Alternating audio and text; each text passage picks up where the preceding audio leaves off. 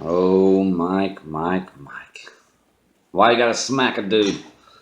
I guess that's probably not the best way to put it. Straight knocked up out of an old dude's probably a better way to put it. Obviously, this is not a good look, and I'm not going to sit here and I'm not going to sit here and I'm not going to defend Mike Perry for hitting the guy in a restaurant where he's being asked to, when they're or they're asking him to leave. I'm not going to do that because I'm not going to defend recreational violence like that. That said, I think there's a good point to learn here from anybody watching, and that is you don't know who you're messing with. Now, we're not all Mike Perrys. Most of the people who you have a confrontation with or want to have a scrap with is not going to be Mike Perry, but you don't know if he is or not. If you're approaching a stranger, then you don't know what this guy's capable of. You don't know if he is a legitimate fighter, if he's trained. Maybe he's got a knife, maybe he's got a gun, maybe he knows how to use it, maybe he has before. You don't know this guy. So before you walk into an altercation, you got to be ready to deal with the consequences. And I don't think this old dude had thought this through. Um, and he probably should have. A lot of the signs were there. I mean, here we're talking about Mike Perry. Now we know him. We're fight fans. We know this guy. We know he's a bit of a wild card, and that's what we love about him, right? That's one of the things I love about him. I see him oftentimes as must-watch TV. I love the personality, but it's going to get him in trouble from time to time because you really get the opinion that he's genuine in what he says. But let's talk about the signs that were there that this old guy should have picked up on. First of all, uh, it's very easy to see that Mike is a strapped young man. He's not chubby. He's got one of the best physiques. He said it himself in that last fight. He's got one of the best physiques in the UFC.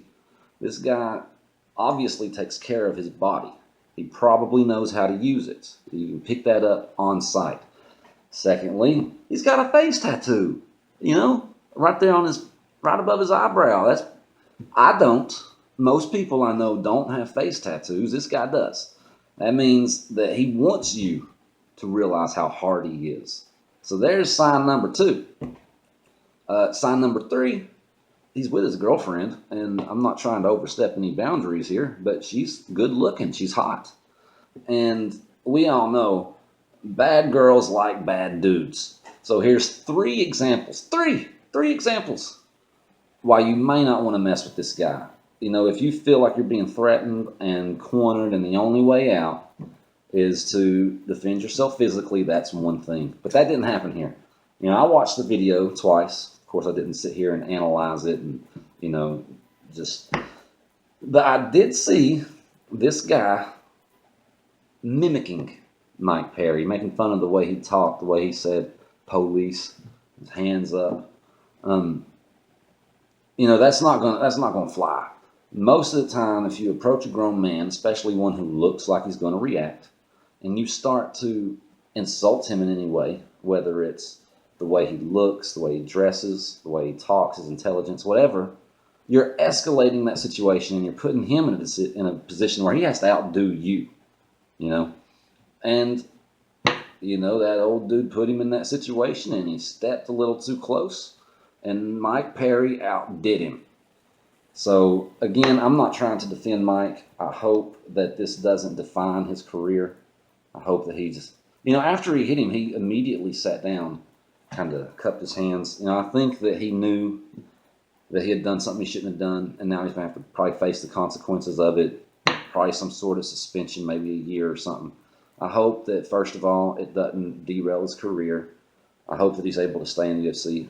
Second, more importantly, I hope that he's able to kind of look at himself and say, we've all been there. I've been there before when my anger was getting the better of me. To be able to look at himself and say, first of all, maybe I need to work on my responses to things. And secondly, and this is the first step, is am I putting myself in situations where bad things happen? And if so, let's remove myself from those situations, whether that's drinking in a bar or a restaurant or whatever. But I hope this allows Perry to reflect on that, on being a better person, and because I think he's a good guy for the most part. Just like all of us, we all have our problems, we all have our flaws, and I don't think that his are any greater than mine or yours. So I hope it doesn't just derail him. I think he's got a lot of potential as a fighter. So I'm not trying to defend him. But what I am trying to say is before you step to somebody, remember, you don't know who you're messing with.